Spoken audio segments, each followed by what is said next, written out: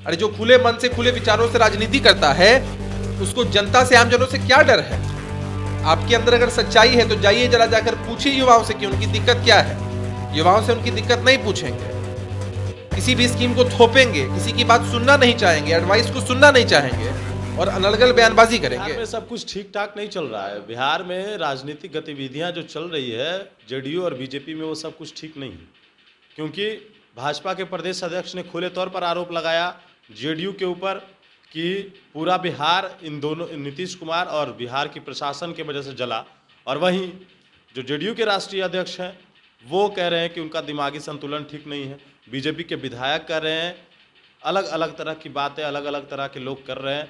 आखिरकार बिहार में जब सत्ता में बैठी दो पार्टियां इस तरीके से लड़ेगी तो बिहार की जनता का क्या होगा, ये सवाल है। हम बात करेंगे जेडीयू के प्रवक्ता हैं अभिषेक झा। क्या चल रहा है बिहार में, क्या कर रहे हैं आप लोग? बिहार में कानून का राज था, कानून का राज है और कानून का ही राज रहेगा। कुछ लोगों ने कानून को अपने हाथ में लेने की कोशिश की है। आपने देखा है कि पूरे बिहार में कितने एफआईआर दर्ज हुए हैं, कितने लोगों को डिटेन किया गया है, अरेस्ट किया गया है, लगातार कार्रवाई चल रही है। लेकिन जिस तरह की बयानबाजी हो रही है वह कहीं से भी उचित नहीं है। गठबंधन की सरकार जब होती है तो सभी दलों की कलेक्टिव रिस्पॉन्सिबिलिटी होती है, कोई इस रिस्पॉन्सिबिलिटी से भाग नहीं सकता है। लेकिन बीजेपी के प्रदेश अध्यक्ष महोदय हैं, बीते समय में भी उन्होंने इस तरह की बयानबाजी की है और कहीं ना कहीं वो गठबंधन धर्म पर पट्टा लगाने की कोशिश जरूर करते हैं। तो हम लोगों ने साफ शब्दों में बता दिया है कि किसी भी कीमत पर हम ये चीज़ें बर्दाश्त नहीं कर सकते हैं। कलेक्टिव रिस्पॉन्सिबिलिटी को समझना बेहद आवश्यक है। कहीं भी चूक होती है, उस चूक को आइडेंटिफाई करके कार्रवाई करना प्रशासन की जवाबदेही है। लेकिन इसका कतई ये मतलब नहीं है कि आप कुछ भी अनर्गल बयानबाजी करें। समझना बेहद आवश्यक है। बयानबाजी आप लोग कर रहे हैं, हानि बिहार की जनता को हो रहा है। सरकार में बैठे हैं आप लोग।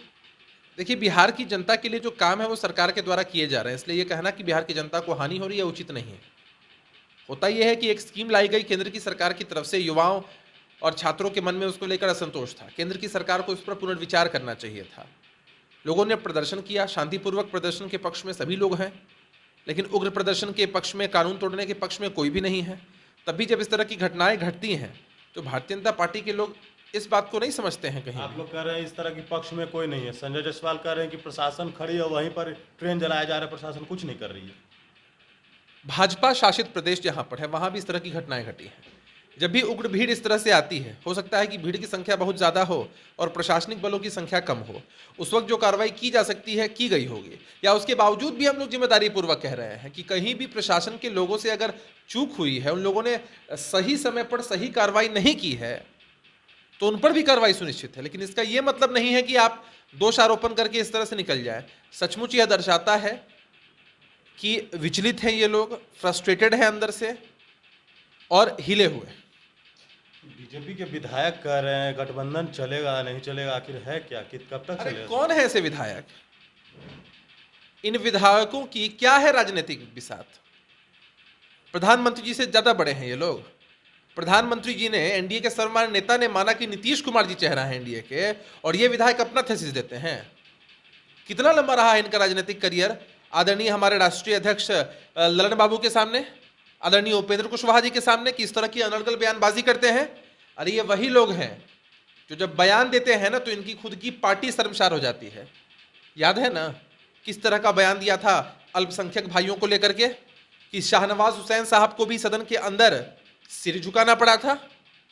अरे ये लोग मानसिक और राजनीतिक रूप से दिवालिये हो चुके हैं, इसी वजह से ऐसे बयान देते हैं। और मन के अंदर का डर है ना, सिक्योरिटी लेकर घर के अंदर बैठे हुए हैं ना। अरे जो खुले मन से खुले विचारों से राजनीति करता है उसको जनता से, आमजनों से क्या डर है? आपके अंदर अगर सच्चाई है तो जाइए जरा जाकर पूछिए युवाओं से कि उनकी दिक्कत क्या है। युवाओं से उनकी दिक्कत नहीं पूछेंगे, किसी भी स्कीम को थोपेंगे, किसी की बात सुनना नहीं चाहेंगे, एडवाइस को सुनना नहीं चाहेंगे और अनर्गल बयानबाजी करेंगे। क्या लगता है ऐसी बयानबाजी हम कतई बर्दाश्त नहीं कर क्या सकते। लगता है केंद्र सरकार जो है वो डिक्टेटरशिप चला रही है? क्या कह रहे हैं थोपा जा रहा है?